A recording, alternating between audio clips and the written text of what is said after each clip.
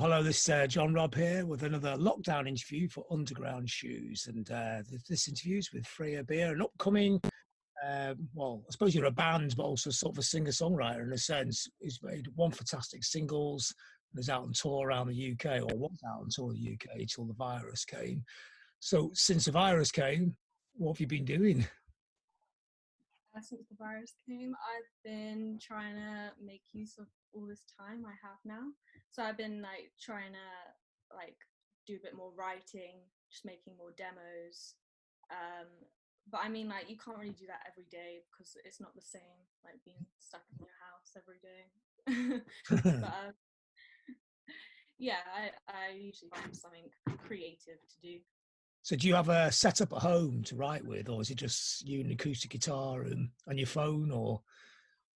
Usually, well, because I work with Logic to record my demos, so I've been working with like just drums and then writing to drums. I find that's been a lot easier than like finding some chords, because I don't know, I feel like I get overwhelmed by all the chords. But usually if I find like a beat, then I can build upon that.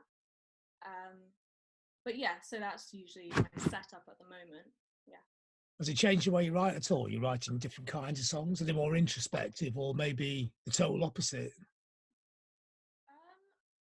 I guess my lyrics have become more interesting, more sort of, there's a lot more imagery in the lyrics rather than my old stuff. But I think that's just down to like what I've been reading recently, just like sort of doing my own research into different poets and just books and general fiction. So I guess that leads us into what this is. This is about, what kind of culture is getting you through the lockdown. So you say you've been doing a lot of reading. So I mean, what poets have you been reading? So I've been looking at Sylvia Plath. She was probably one of the first poets I discovered when, I was about 16 when I started reading into poetry, and I came across Ariel, her collective poem book.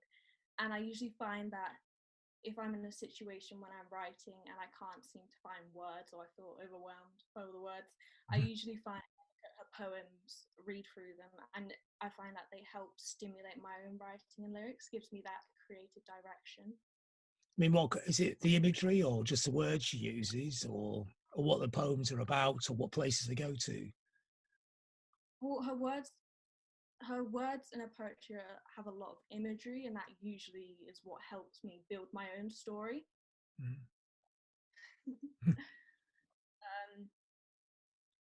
But yeah, it's usually just down to her words. Like my last single, Dear Sweet Rosie, I read her poem Lady Lazarus, and it's like the last verse of the poem, like, out of the ash I rise with my red hair and I eat men like air. And that created my chorus. Like, I adapted it into my own writing, but it helped give my songwriting that same level of imagery rather than just sort of blunt words. Does that make sense? Yeah, completely. Yeah. And what other poets you've been reading? You've been exploring different poets that you wouldn't have had time to read before. Sorry? Are you listening? Are you reading different poets that you maybe didn't have the time to do before because you're on tour and working with your music? Yeah, so I started reading Charles Bukowski, and I've become a big fan of his work because his words are just so like, just say it as it is, really. And there's one poem called So You Want to Be a Writer, which like really sort of moved me, because it's like, if basically saying, like, if you're expecting this and this to happen, like, just don't bother, because it's nothing, it's the complete opposite. But yeah, so even like his fictional books, like Post Office, it's quite like humorous in a way. But yeah, that's helping me get through. He's like the opposite end of the spectrum than Sylvia Plath.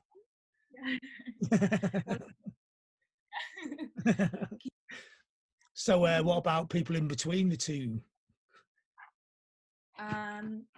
Probably like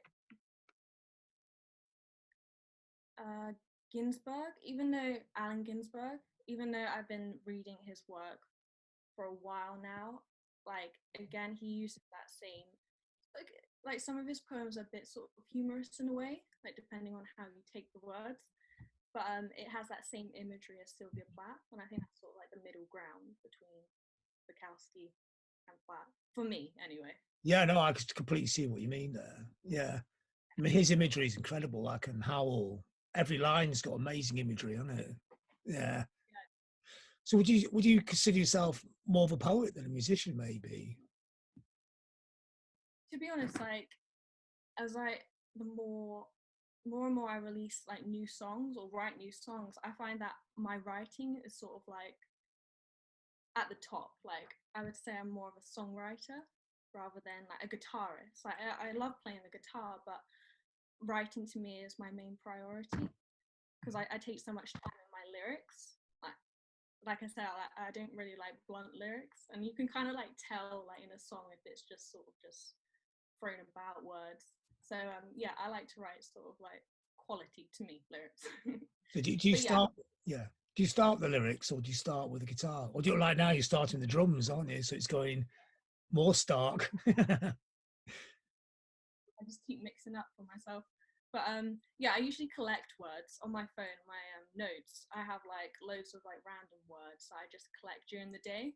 And then when it comes to the time where I want to write a song or even a poem, like I just look back and that usually helps me build something together. Mhm. Yeah, I would definitely like I said before, like drums at the moment have like helped me hugely to produce like the instrumentation side of it, like the main sort of bass. But definitely lyrics at the top. So the drums suggest the rhythm for the guitars, create the melody, to spark the imagination, to have the words. Is it that kind of process?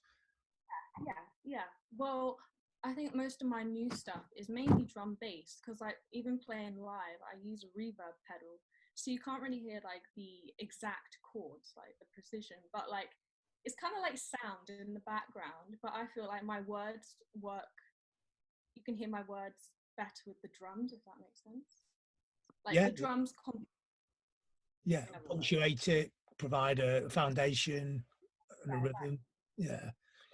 So musically, I mean, yeah, actually, so the music you're writing now, like we talked about this a minute ago, but lyrically, is that changing as well from the time that we're in? You know, is this kind of really odd lockdown period affecting the words that you're writing, or are you still working on the words that you write before this? Well, it depends. Like when I write, it's sort of different every time. I usually like stick to my usual sort of route, but it's like you said, like 'cause it's this lockdown has like affected all of us hugely, so it's definitely impacted my writing in some way. Like the subjects, definitely more sort of I don't know how to word it. Like deeper. If that makes sense. Introspective, or Yeah, yeah. Like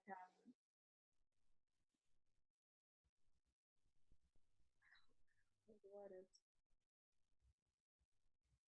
But yeah, the lockdown has definitely affected my subjects of writing. Yeah. yeah. I mean, there's all different ways you can go. You can sort of go more into yourself or more away from yourself, and you can go into some imaginary kingdom where there isn't a lockdown, or you just Yeah, go get totally withdrawn. It's interesting to see how it affects people, very different ways. yeah, exactly. Yeah. So what music have you been listening to? A lot of music as well this period? Yeah, I listen to a lot of like music that sort of brings back memories of like, you know, outside of the lockdown. Like for example, like I've been listening to Sonic Temple by the Cole a lot because I got to see them last year at the Greek Theatre in LA, and it was just incredible because like other than being in like LA and just that environment, but just seeing them live and they just sound like amazing. It's just like the memories. It just Mm. makes me happy. Time. Yeah, Yeah. yeah. I mean, Ian Asprey's got an incredible voice, hasn't he? Definitely. Even his writing and his influences, um, just really interesting to like read about, like just reading the lyrics, but even like visually in their music videos, you can see that influence, like the indigenous influence. Mm. Yeah. But yeah, so I interviewed Billy Duffy once, and he said the first time they rehearsed, he put his guitar in the amp really loud, and then he could hear Ian Asprey singing over the top of it. He turned around and Ian Astbury didn't even have a mic plugged in. He said he had the loudest voice he's ever heard. Yeah. Is that your background then? Do you like that? Do you like that kind of music, or is it quite, like most people, quite varied? Yeah, quite like various styles. I like a lot of like classic country. Like I love Johnny Cash. Like when I started playing guitar, I think it was Ring of Fire, because I think it's like only 2 chords. But yeah, just like classic country legends like Dolly Parton as well, just her songwriting. Yeah, so like I don't sort of just pigeonhole myself into one sort of genre. I love exploring, like even like French music, like Francois Hardy, Serge Gainsbourg. Like it's all, I love it all. Did you find in this period you were sort of going back to like you said a minute ago, like listen to like classics in a way, just music as an escapism, somewhere to get out of being locked in a small flat with a 1-hour walk every day? Yeah, definitely an escapism. Yeah, even like 60s artists, like I said, bring it back to LA, like the Mamas and Papas, just that sort of dreaminess during these times. It's just what you need, like the sunshine. Yeah. But yeah, music that takes you on a trip, takes you on a journey. Exactly, yeah. I mean, is it different every day, or is there certain sort of go-tos that you just, you know, when you need a musical sort of a cultural crutch in a way, there's certain things you'll listen to because you know they're going to make you feel good? I would say it's different every day. It just depends on my mood, because like some days, like it's like I say, I want to write, and therefore I will listen to like the cult, like Ian Astbury. Whereas other days, like when you don't feel in the mood, I may like listen to more sort of like, chill music. That makes sense. Doesn't make sense, but yeah, something like. But yeah. So you're reading poetry as well, but you say you mentioned books. Are you reading like novels or other books, or is it mainly poetry you're reading? Mainly poetry at the moment. Like a few months ago, I started reading like Edgar Allan Poe, and there was H.P. Lovecraft as well. Like more of sort of like horror, kind of like darker stories. But at the moment, it is like mainly poetry, because I think that's the main thing that helps me to write songs. So I like to put my energy into reading or like discovering new poets. It's interesting because the 2 writers you mentioned, they're both very poetic writers, aren't they? I mean, I know they deal in horror, but you can actually read them with having no interest in horror because their use of words is fantastic, isn't it? Exactly, yeah. That's the type of like writers which I like really like attracted to in writing.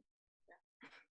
So are you watching much TV, or you binging on box sets like a lot of people are and watching films? I'm watching a lot of films. Like I find there's not really that much on like telly to watch. Like I've been watching a lot of like documentaries or like music biopics. I love watching those. Like the Love and Mercy, which is about the Beach Boys, Brian Wilson.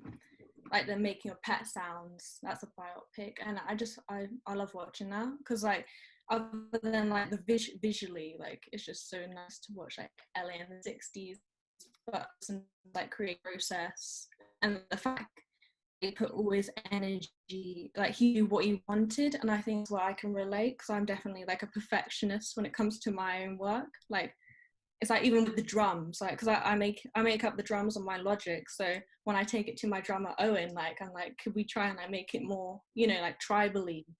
So yeah, I definitely love watching like music films where I feel inspired afterwards. Does Owen hate you for that then? You bring in the drums, it's got to go exactly like this. Yeah. Or does he just go, thank God I don't have to think of anything? Exactly. I'm doing him a yeah, so biopics. documentaries. I've been watching, recently watched Joan Baez documentary, How Sweet the Sound.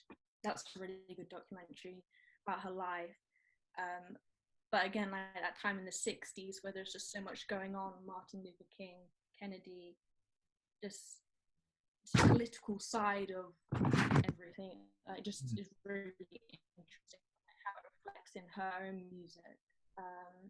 But also, like, she's a really great guitarist and very inspiring to me as well. Her style. Yeah. It's interesting you mentioned the 60s in the context of it being a historical, creative, political period, but in a sense, we're living in one of those right now, aren't we? I mean, this is a historical period, and the question is, how do you react to this as an artist? You know, if we're doing this interview in 50 years' time, with the equivalent to you in 50 years' time, what would they be talking about, the artists from this period? What do you hope they'd be talking about, how they reacted to this?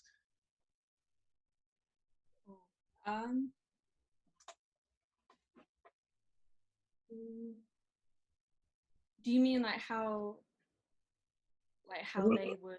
Will it be looked on as a golden creative period? You know, everybody got stuck in their rooms and people wrote these amazing triple albums, and the music either totally reacted to the claustrophobia of the situation, or like we said before, just completely ignored it and went off on this kind of weird, imaginative trip to another land. You know, I'm just interested in what I mean. Obviously, we can't say because we're in the middle of it, but just we can guess how are artists going to react to this. What do you see? What do you think?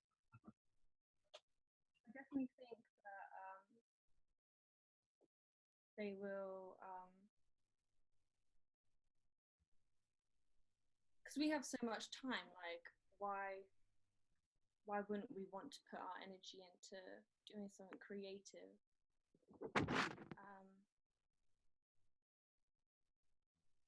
Yeah, I think that's the worst. Sorry.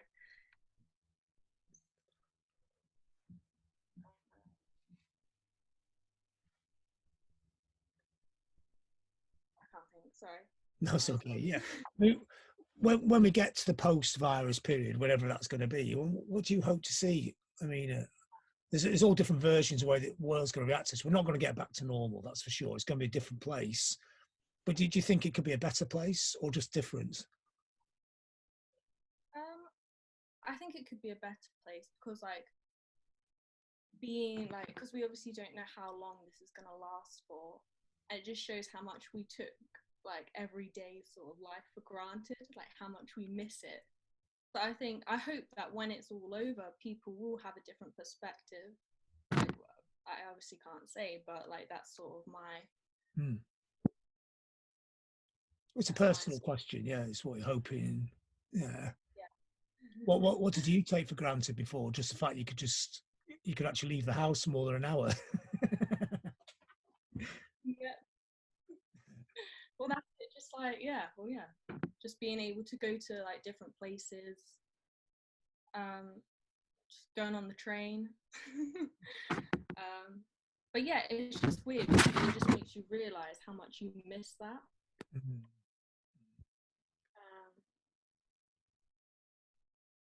But yeah. That's cool. That's all the stuff I'm going to need anyway. Yeah. Okay. Yeah, that's great. Yeah. Sorry, you keep freezing.